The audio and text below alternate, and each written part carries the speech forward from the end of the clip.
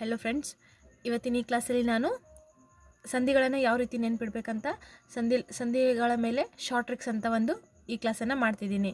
ಇಲ್ಲಿ ಯಾವ್ಯಾವ ರೀತಿ ಸಂಧಿಗಳು ಬರ್ತವೆ, ಯಾವುದು ಸ್ವರ ಸಂಧಿ, ಯಾವುದು ವ್ಯಂಜನ ಸಂಧಿ ಮತ್ತು ಯಾವುದು ಕನ್ನಡ ಸಂಧಿಗಳು, ಸಂಸ್ಕೃತ ಸಂಧಿಗಳಂತ ಅದ್ರ ಮೇಲಿನ ಉದಾಹರಣೆಗಳು ಕೂಡ ನಾವೆಲ್ಲ ಹಿಂದಿನ ಕ್ಲಾಸಲ್ಲಿ ಡೀಟೇಲ್ ಆಗಿ ನೋಡಿದ್ವಿ.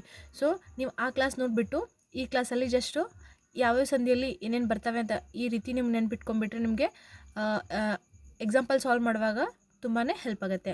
ಸೊ ಮೊದಲಿಗೆ ಸಂಧಿಗಳು, ನಮಗೆ ಡೆಫಿನೇಷನ್ ಎಲ್ಲ ಗೊತ್ತು. ಸಂಧಿಗಳಂದರೆ ಇಲ್ಲಿ ಎರಡು ಪದಗಳ ನಡುವೆ ನಡೆಯುತ್ತೆ, ಸ್ವರ ಸೇರಿ ಸಂಧಿ ಆಗುತ್ತೆ, ಇಲ್ಲ ಸ್ವರ ವ್ಯಂಜನ ಸೇರಿ ಸಂಧಿ ಆಗುತ್ತೆ. ಅಂದರೆ ಎರಡು ಪದಗಳು ಕೂಡಿ ಸಂಧಿ ಆಗ್ತಿರ್ತವೆ. ನಾವು ಹಿಂದಿನ ಕ್ಲಾಸಲ್ಲೆಲ್ಲ ಡೀಟೇಲ್ ಆಗಿ ಇದ್ರ ಬಗ್ಗೆ ಎಲ್ಲ ನೋಡ್ಕೊಂಡು ಬಂದಿದ್ದೀವಿ. ಮೊದಲಿಗೆ ಬರ್ತಕ್ಕಂಥದ್ದು ಸ್ವರ ಸಂಧಿ, ವ್ಯಂಜನ ಸಂಧಿ. ಅಂದರೆ ಸಂಧಿಗಳಲ್ಲಿ ಸ್ವರ ಸಂಧಿ ಮತ್ತು ವ್ಯಂಜನ ಸಂಧಿಗಳು ನಾವು ನೋಡಿದ್ವಿ. ಮೇನ್ ಬರ್ತಕ್ಕಂಥದ್ದು ಎರಡು ಸಂಧಿಗಳಂದರೆ ಒಂದು ಕನ್ನಡ ಸಂಧಿ ಮತ್ತು ಇನ್ನೊಂದು ಸಂಸ್ಕೃತ ಸಂಧಿಗಳು. ಕನ್ನಡ ಸಂಧಿಗಳಲ್ಲಿ 3 ಸಂಧಿಗಳು: ಲೋಪ ಸಂಧಿ, ಆಗಮ ಸಂಧಿ, ಆದೇಶ ಸಂಧಿ. ಅದರಲ್ಲಿ ಬರ್ತಕ್ಕಂಥ ಕನ್ನಡದ ಸ್ವರ ಸಂಧಿಗಳು ಯಾವಂದರೆ ಲೋಪ ಸಂಧಿ ಮತ್ತು ಆಗಮ ಸಂಧಿ. ನಾವು ಹಿಂದಿನ ಕ್ಲಾಸಲ್ಲಿ ನೋಡಿದ ಹಾಗೆ ಕನ್ನಡದ ಸ್ವರ ಸಂಧಿಗಳು ಯಾವ್ಯಾವಂದರೆ ಒಂದು ಲೋಪ ಸಂಧಿ, ಇನ್ನೊಂದು ಆಗಮ ಸಂಧಿ. ನೆಕ್ಸ್ಟ್ ಕನ್ನಡದಲ್ಲಿ ಬರ್ತಕ್ಕಂಥ ಒಂದೇ ಒಂದು ವ್ಯಂಜನ ಸಂಧಿ ಯಾವುದಂದರೆ ಆದೇಶ ಸಂಧಿ.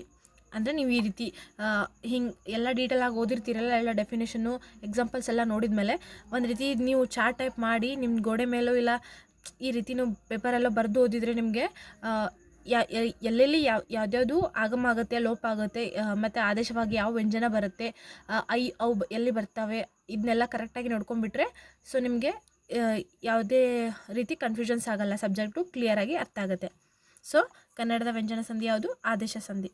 ನೆಕ್ಸ್ಟ್ ಬರ್ತಕ್ಕಂಥದ್ದು ಸಂಸ್ಕೃತ ಸಂಧಿಗಳು.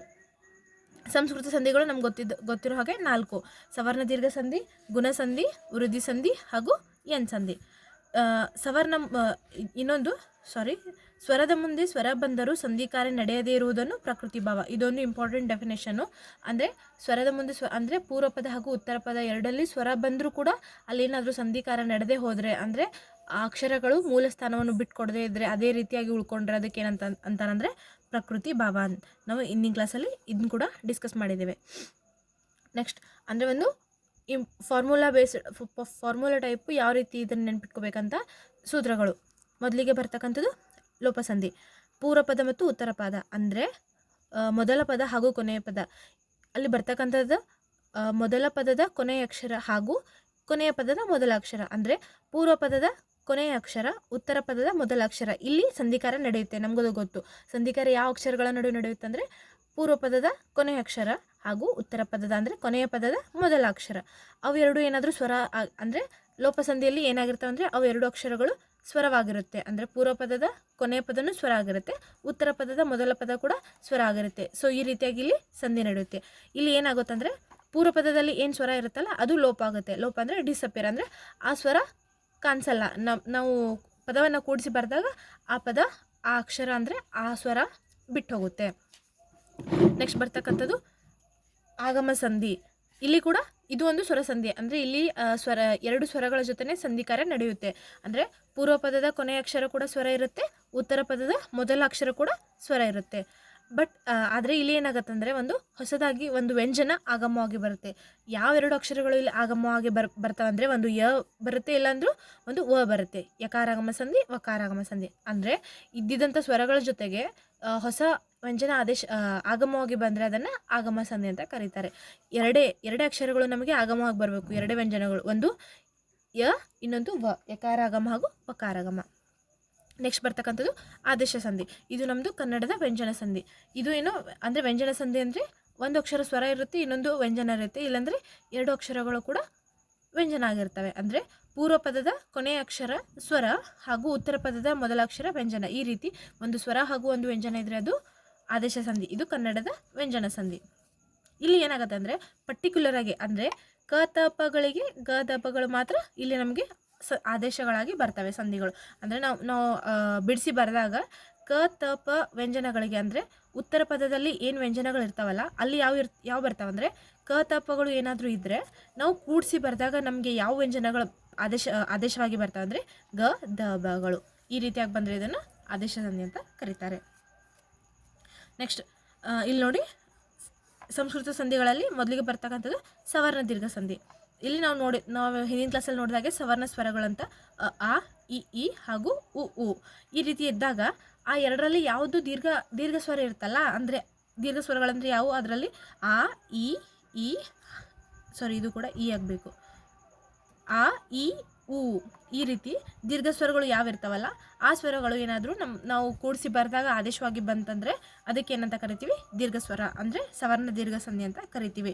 ಅಂದರೆ ಅಲ್ಲಿ ಯಾವ ರೀತಿ ಸ್ವರಗಳು ಇರ್ತಾವಂದರೆ ದೀರ್ಘ ಸ್ವರಗಳು ಇರ್ತವೆ. ದೀರ್ಘ ಸ್ವರಗಳಂದರೆ ಅ ಇಲ್ಲ ಇರ್ಬೋದು, ಇಲ್ಲ ಅ ಇರ್ಬೋದು, ಇಲ್ಲಾಂದರೆ ಈ ಇರ್ಬೋದು, ಇಲ್ಲ ಈ ರೀತಿ ಇದ್ದಾಗ ಆ ಎರಡರಲ್ಲೂ ಯಾವ ದೀರ್ಘ ಸ್ವರ ಇರುತ್ತಲ್ಲ ಆ ಸ್ವರ ನಮ್ಮ ಪದದಲ್ಲಿ ಆದೇಶವಾಗಿ ಬಂದರೆ ಅದನ್ನು ಏನಂತ ಕರಿತೀವಿ, ಸವರ್ಣ ದೀರ್ಘ ಸಂಧಿ ಅಂತ ಕರಿತೀವಿ. ನೆಕ್ಸ್ಟ್ ನೋಡಿ, ಗುಣಸಂಧಿಯಲ್ಲಿ ಏನು ಬರುತ್ತಂದರೆ ಆ ಜೊತೆ ಈ ಸೇರಿದಾಗ ನಮಗೆ ಎ ಬರುತ್ತೆ, ಆ ಜೊತೆ ಉ ಸೇರಿದಾಗ, ಅಂದರೆ ಇವು ಪೂರ್ವ ಪದದ ಸ್ವರಗಳು, ಅಂದರೆ ಪೂರ್ವ ಪದದ ಕೊನೆಯ ಅಕ್ಷರಗಳು ಆ ಇರ್ತವೆ. ಹಾಗೂ ಉತ್ತರ ಪದದಲ್ಲಿ ಯಾವ ಸ್ವರಗಳಿರ್ತವೆ ಅಂದರೆ ಮೊದಲ ಅಕ್ಷರದಲ್ಲಿ ಯಾವ ಸ್ವರಗಳು ಇರ್ತಾವಂದರೆ ಈ ಇರ್ಬೋದು, ಉ ಇರ್ಬೋದು, ಇಲ್ಲ ರು ಇರ್ಬೋದು. ನೋಡಿ ಜಸ್ಟ್ ಸಿಂಪಲ್ ನೆನ್ಪಿಟ್ಕೊಳ್ಳಿ, ಆ ಜೊತೆ ಈ ಸೇರಿದ್ರೆ ಎ ಬರುತ್ತೆ, ಆ ಜೊತೆ ಉ ಸೇರಿದ್ರೆ ಓ ಬರುತ್ತೆ, ಇದು ನಮಗೆ ಗೊತ್ತು. ಆ ಜೊತೆ ರು ಸೇರಿದರೆ ಅರ್ ಬರುತ್ತೆ. ಸೊ ನಮ್ಮ ಅಕ್ಷರದಲ್ಲಿ ಏನಾದರೂ ಈ ರೀತಿ ಆ ಜೊತೆ ಈ ಸೇರಿದಾಗ ಎ ಬಂತು, ಆ ಜೊತೆ ಉ ಸೇರಿದಾಗ ಓ ಬಂತು, ಇಲ್ಲ ಆ ಜೊತೆಗೆ ರು ಸೇರಿದಾಗ ಅರ್ ಬಂತಂದರೆ ಅದು ಏನಾಗತ್ತಂದರೆ ಗುಣಸಂಧಿಯಾಗಿ ಕಂಡುಬರುತ್ತೆ. ವೃದ್ಧಿಸಂಧಿ, ಇದು ನೀವು ಇಲ್ಲಿ ಏನು ನೆನಪಿಟ್ಕೊಳ್ಳೋದು, ನಿಮ್ಗೆ ಇಲ್ಲಿ ಏನು ನೆನಪಿಗೆ ಬರಲಿಲ್ಲ ಅಂದರೆ ಜಸ್ಟು ನಾವು ಕೂಡಿಸಿ ಬರ್ತಕ್ಕಂಥ ಪದದಲ್ಲಿ ಐ ಮತ್ತು ಅವು ಅಕ್ಷರಗಳನ್ನು ಏನಾದರೂ ಕಂಟೇನ್ ಆಗಿದ್ದರೆ ಕೂಡಿದರೆ ಅದನ್ನು ನಾವು ವೃದ್ಧಿಸಂಧಿ ಅಂತ ನಾವು ಹೇಳ್ಬೋದು. ಅಂದರೆ ಸಿಂಪಲ್ ಆಗಿ ಈ ರೀತಿ ಎಲ್ಲನೂ ಡೆಫಿನೇಷನ್ ಥ್ರೂ ನೆನ್ಪಿಡೋಕ್ಕಿಂತ ನಮ್ಮ ಅಕ್ಷರದಲ್ಲಿ ಅಂದರೆ ನಾವು ಪದ ಏನಾದರೂ ಕೂಡಿಸಿ ಬರೆದಾಗ ಆ ಸಂಧಿಯಲ್ಲಿ ಏನಾದರೂ ಐ ಮತ್ತು ಅವು ಅಕ್ಷರಗಳು ಕೂಡಿದರೆ, ನಮ್ಮ ಪದದಲ್ಲಿ ಐ ಮತ್ತು ಅವು ಅಕ್ಷರಗಳು ಹೊಂದಿದರೆ ಅದನ್ನು ಏನಂತ ಕರೀತಾರೆ, ವೃದ್ಧಿಸಂಧಿ ಅಂತ ಕರೀತಾರೆ. ಕೊನೆಗೆ ಬರ್ತಕ್ಕಂಥದ್ದು ಎನ್ ಸಂಧಿ. ಇಲ್ಲಿ ನೋಡಿ, ಮೊದಲಿಗೆ ಇಲ್ಲಿ ಪೂರ್ವ ಪದದಲ್ಲಿ ಯಾವ ಸ್ವರಗಳು ಇರ್ತಾವೆ ಅಂದರೆ ಈ ಇರ್ತವೆ, ಇಲ್ಲ ಉ ಇರ್ತವೆ. ಅಂದರೆ ಮೊದಲು ನಾವು ಏನು ಪದ ಬಿಡಿಸಿ ಬರಿತೀವಲ್ಲ ಅದರಲ್ಲಿ ಪೂರ್ವ ಪದದಲ್ಲಿ ಏನು ಸ್ವರಗಳಿರ್ತವೆ, ಈ ಅಥವಾ ಉ. ಈ ಜೊತೆ ಆ ಇಲ್ಲ ಉ ಸೇರಿದಾಗ ನಮಗೆ ಯ ಬರುತ್ತೆ. ಈ ಜೊತೆ ಉ ಸೇರಿಸಿದಾಗ ಯ ನಮಗೆ ಆದೇಶವಾಗಿ ಬರುತ್ತೆ. ಅದೇ ನೆಕ್ಸ್ಟ್ ಉ ಮತ್ತು ಉ ಜೊತೆ ಆ ಇ ಇದರಲ್ಲಿ ಯಾವುದಾದ್ರು ಸ್ವರ ಉತ್ತರ ಪದದಲ್ಲಿ ಉ ಜೊತೆ ಸೇರಿದಾಗ ವ ಬರುತ್ತೆ, ಉ ಸೇರಿದಾಗ ವ ಬರುತ್ತೆ, ಈ ಸೇರಿದಾಗ ಯ ಬರುತ್ತೆ.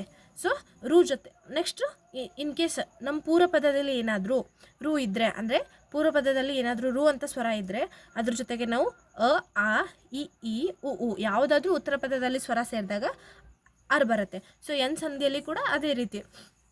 ಅಂದರೆ ಇಲ್ಲಿ ನೋಡಿ, ಇಲ್ಲಿ ಪೂರ್ವ ಪದದಲ್ಲಿ ಸ್ವರಗಳು ಮತ್ತು ಆ ಇರೋದಿಲ್ಲ, ಅದೊಂದು ನೆನ್ಪಿಟ್ಕೋಬೇಕು, ನಿಮಗೆ ಈಸಿಯಾಗಿ ಗೊತ್ತಾಗ್ಬಿಡುತ್ತೆ. ಪೂರ್ವ ಪದದಲ್ಲಿ ಏನಾದರೂ ಸ್ವರಗಳು ಈ ಉ ರು ಈ ರೀತಿ ಬಂದು ನಮಗೆ ಯ ವ ಅಂದರೆ ಇಲ್ಲಿ ಕನ್ಫ್ಯೂಸ್ ಆಗುತ್ತೆ. ಯಾಕಂದರೆ ಯಕಾರಗಮ ಸಂಧಿ ವಕಾರಗಮ ಸಂಧಿ ಅಲ್ಲಿ ಕೂಡ ಯ ಮತ್ತು ವನೇ ನಮಗೆ ಸಿಗೋದು, ಬಟ್ ಅಲ್ಲಿ ಏನಾಗಿರುತ್ತೆ ಸ್ವರಗಳು ಆ ಇರ್ತವೆ. ಬಟ್ ಇಲ್ಲಿ ಹಾಗೆಲ್ಲ ಎನ್ ಸಂಧಿಯಲ್ಲಿ ಏನಾಗಿರುತ್ತೆ ಅಂದರೆ ಪೂರ್ವ ಪದದಲ್ಲಿ ಯಾವ ಸ್ವರಗಳು ಇರ್ತವೆ ಅಂದರೆ ಈ ಉ ರು ಈ ರೀತಿ ಸ್ವರಗಳನ್ನು ಏನಾದರೂ ಬಂದು ನಮ್ಮ ಪದದಲ್ಲಿ ಯ ವ ಹಾಗೂ ಅರ್ಕವಳಿಗಳು ಏನಾದರೂ ಸಿಕ್ಕರೆ ಅದು ಎನ್ ಸಂಧಿಯಾಗಿ ಬರುತ್ತೆ. ಇಲ್ಲಿ ಇನ್ನೊಂದು ಟ್ರಿಕ್, ಎನ್ ಸಂಧಿಗೆ ಇನ್ನೊಂದು ರೀತಿ ನಾವು ಯಾವ್ದು ವೆರಿ ಈಸಿ ವೇ ಒಳಗೆ ನೆನ್ಪಿಡ್ಬೇಕಂದ್ರೆ, ನಾವು ಏನು ಕೂಡಿಸಿ ಬರಿತೀವಲ್ಲ ಆ ನಮ್ಮ ಪದಗಳಲ್ಲಿ ವ ಮತ್ತು ಯ ಒತ್ತಕ್ಷರಗಳು ಬಂದರೆ, ಅಂದರೆ ನಾವು ಕೂಡಿಸಿ ಬರೆದಾಗ ನಮಗೆ ಸಂಯುಕ್ತಾಕ್ಷರಗಳು ಅಂದರೆ ಒತ್ತಕ್ಷರಗಳು ನಮಗೆ ವ ಕೆಳಗೆ ವ ಮತ್ತು ಯ ಈ ರೀತಿ ಒತ್ತಕ್ಷರಗಳು ಸಿಕ್ಕರೆ ಅದು 100% ಏನಾಗಿರುತ್ತೆ ಅಂದರೆ ಎನ್ ಸಂಧಿಯಾಗಿರುತ್ತೆ. ಅಂದರೆ ನೋಡಿ, ಇಲ್ಲಿ ನೋಡಿ, ಮನ್ವಂತರ ಇಲ್ಲಿ ನಮಗೆ ವ ಒತ್ತಕ್ಷರ ಆಗಿ ಬಂತು, ಅಂದರೆ ಒತ್ತಕ್ಷರ ಆಗಿ ಬಂತು. ನೆಕ್ಸ್ಟ್ ಕೋಟ್ಯಾಧೀಶ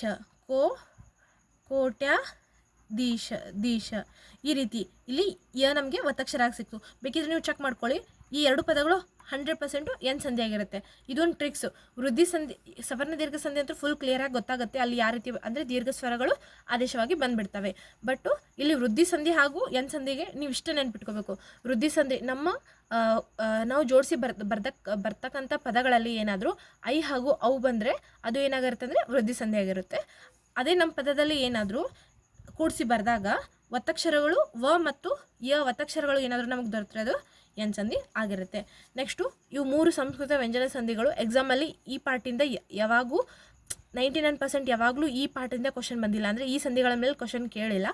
ನೆಕ್ಸ್ಟ್ ಅನುಸ್ವಾರ ವಿಸರ್ಗಗಳು ಇದನ್ನು ಡಿಸ್ಕಸ್ ಮಾಡಿದ್ದೇನೆ. ಅಂದರೆ ನಮ್ಮ ಪದದಲ್ಲಿ ಏನಾದರೂ ಅನುಸ್ವಾರ ಅಂದರೆ ಮತ್ತು ಅಹ ಅಂದರೆ ಮನೋನುರಾಗ, ದುಃಖ ಈ ರೀತಿ ಏನಾದರೂ ಶಬ್ದಗಳು ಈ ರೀತಿ ಏನಾದರೂ ನಮ್ಮ ಪದಗಳಲ್ಲಿ ನಾವು ಕೂಡ್ಸಿ ಬರೆದಾಗ ಸಿಕ್ಕರೆ ಅವಕ್ಕೇನಂತಾರಂದರೆ ಅನುಸ್ವಾರ ಹಾಗೂ ಮನೋನುರಾಗ. ಇಲ್ಲಿ ಅಂದರೆ ಈ ರೀತಿ ಬಂದಾಗ ಅದು ಏನಾಗುತ್ತೆ ಅಂದರೆ ಅನುಸ್ವಾರ ಹಾಗೂ ವಿಸರ್ಗ ಸಂಧಿ ಅಂತ ಕಂಡುಬರುತ್ತೆ.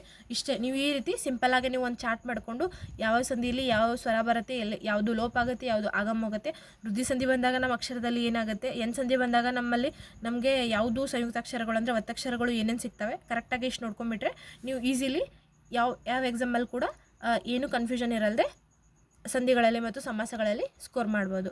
ಸೊ ನನ್ನ ವಿಡಿಯೋ ನಿಮಗೆ ಇಷ್ಟ ಆಗಿದ್ದಲ್ಲಿ ಪ್ಲೀಸ್ ವಿಡಿಯೋನ ಲೈಕ್ ಮಾಡಿ, ಶೇರ್ ಮಾಡಿ ಮತ್ತು ನನ್ನ ಚಾನಲ್ನ ಸಬ್ಸ್ಕ್ರೈಬ್ ಮಾಡಿ. Thank you.